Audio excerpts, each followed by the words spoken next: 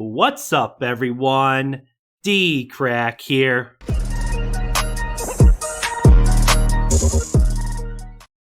So guys, we have a brand new video by Mr. Nightmare. It says 3 scary, true military stories. Like always, I'll have a link to the original video down below. Make sure and go check out Mr. Nightmare. But let's not waste any time and check out 3 scary, true military stories. Let's go, guys.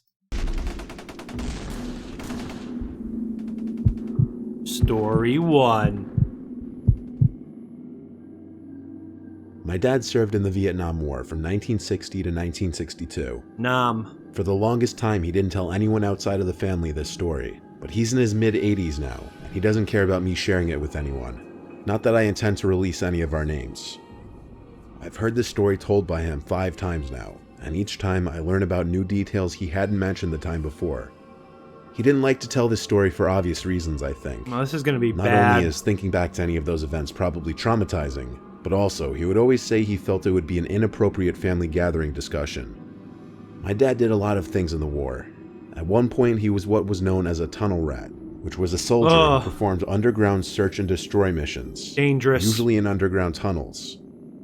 My dad and 2 of his comrades were crawling through a deep tunnel, expecting to hit a booby trap or run into an ambush, but the tunnels were surprisingly empty and silent. My dad describes the experience of crawling through the silent, dark tunnels as bone-chilling and adrenaline-pumping, as the fear of instant death at any moment would linger. Oh my god. Could you My dad and his imagine, comrades guys? heard a faint yelling and crying sound further down the tunnels. I couldn't do that. It was of a woman. As they crawled deeper into the tunnels, the cries and screams became more clear. It's It's a ghost. Screaming for help. The 3 picked up their pace, worried of a potential hostage or prisoner situation. As they continued to crawl through the tunnels, the cries for help got a little louder and clearer. They arrived to a small room that they could slightly get off their knees in. The ceiling was just high enough to half stand, half crouch. There was a small table with a lantern on it that was still lit. There were also 2 broken chairs and a locked safe box with some metallic objects that would rustle around inside the box when shaken. Aside from that, this small room was empty. However, the tunnel continued past this room. So they continued deeper into the tunnel, but the screams for help had... The question is, how were these tunnels made? How did they make these tunnels? I mean, they went on for miles and miles underground. I feel like that would have taken forever to dig out these tunnels. had stopped at this point. My dad described this horrible, familiar stench of death that soon became overwhelming in the tunnels. They entered one final room with no further tunnels. My dad still refuses to describe everything that was in this room in detail, other than there were multiple bodies, and they weren't killed by just bullets. They looked as though they'd been mutilated by some kind of creature. One of the bodies was that of a woman. The scene was so horrible that my dad and the 2 other tunnel rats had to turn around and flee. They had no explanation for what could have done what was seen in that room. On their crawl back out of the tunnels, they started hearing the cries for help from that woman's voice again. My dad says he and his comrades froze and looked at each other with wide eyes and obvious fear in their faces. They had made it to the end of that tunnel. Oh my god, there were no living things from creepy. there to the end of it, yet those screams for help were coming from the direction that they just were. They picked up their pace even more. My dad was in the back of the group of 3, and he says he would look back every 10 seconds, thinking he was hearing sounds from behind him, fearing he would see someone or something approaching from the darkness. They made it back to the surface eventually, and marked the entrance with a flag that signified to his team that the tunnel had been searched and cleared. That would be terrifying. Most tunnels would be interconnecting as a means of underground transportation and cover, but my dad says this tunnel was unusual to abruptly end. He says it was easily the most gut-wrenching, horrific, nightmare-inducing thing he'd experienced in his entire 2 years in Vietnam. That is so freaking creepy. Story 2. My basic training for the Air Force was at Lackland Air Force Base in San Antonio, Texas. After that, I was sent to Shepherd Air Force Base for technical school, and after my graduation, I received orders to McGuire Air Force Base in New Jersey. There, my job was aerospace mechanic at first. I started on the night duty, unfortunately, so my sleep schedule was basically non-existent. My duties basically were lugging plane parts like anti-ice valves, igniters, ignition exciters, sensors, and more from the warehouse to the flight line. It was for the most part boring, repetitive work, especially at night. A lot of sitting around and playing games on my phone, but nobody heard that from me. It had to be like 4 a.m. at this point. I was waiting for the other guy to come drop off some parts to the flight line. He'll be referred to as Mark for the purpose of the story. I was waiting by the back cargo area of the plane we were working on at the time, sitting on a box scrolling through my phone. Mark was taking an incredibly long time with his delivery, so I shot him a few texts.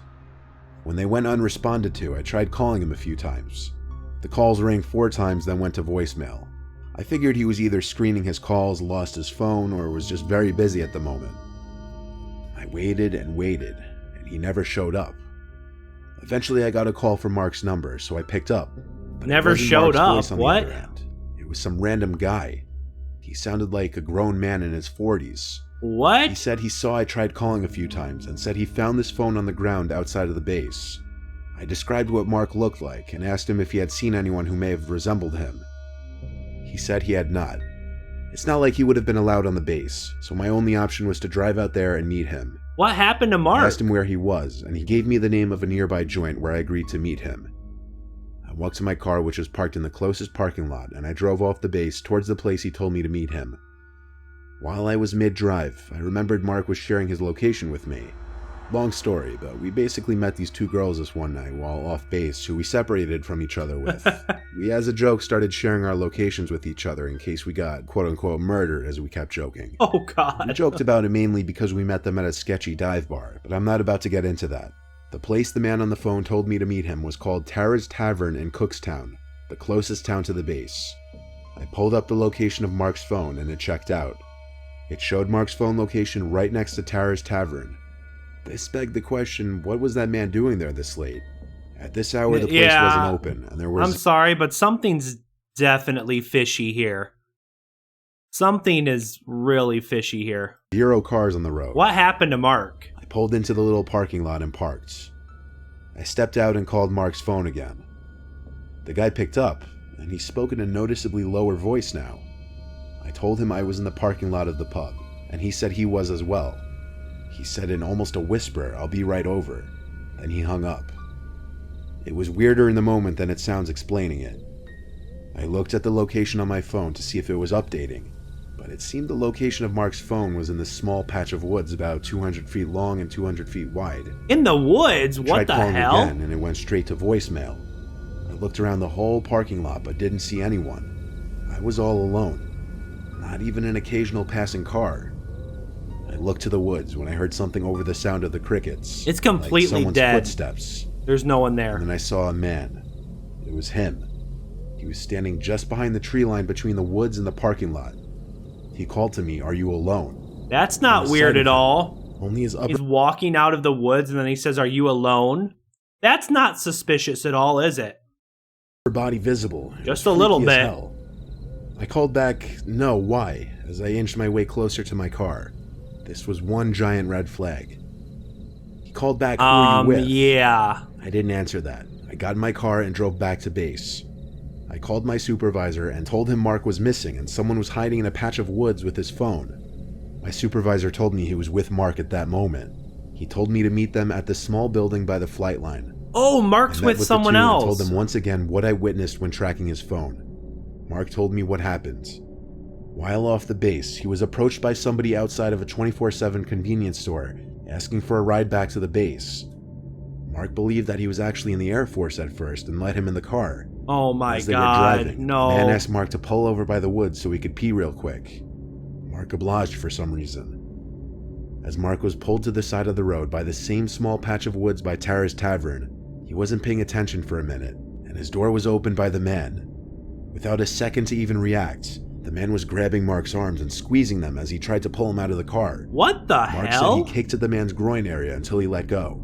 He dropped his phone and it fell out of the car during the struggle, but as he was free, he drove the car away with the door still open at first. And next thing that happened was he went back to the base to talk with our supervisor. We of course called the police and all went to Tara's Tavern to check if the man was still there. The location of Mark's phone was no longer popping up on the map. It's possible the man destroyed the phone. Yeah, All he did was turned it file a off. police report. Some people out there are actually crazy and dangerous. Who knows what he would have done to either of us if he had gotten us in the woods. Yo, that is creepy. What the hell? Freaking creeper? During my days as a Marine, I had many different jobs on site, but my least favorite was graveyard patrol. At one point, I was one of the few with the overnight graveyard Probably patrol see shift some at a ghosts. nearby memorial cemetery. As you would imagine, it was a pretty slow shift with not much going on. Oddly enough, even though the cemetery was in a remote location surrounded by dense forest on each side, and I was working the literal graveyard shift, I found the job more relaxing than scary or unnerving. I would be the only one in the cemetery, and my relief would come around 4 a.m., which would be the end of my shift.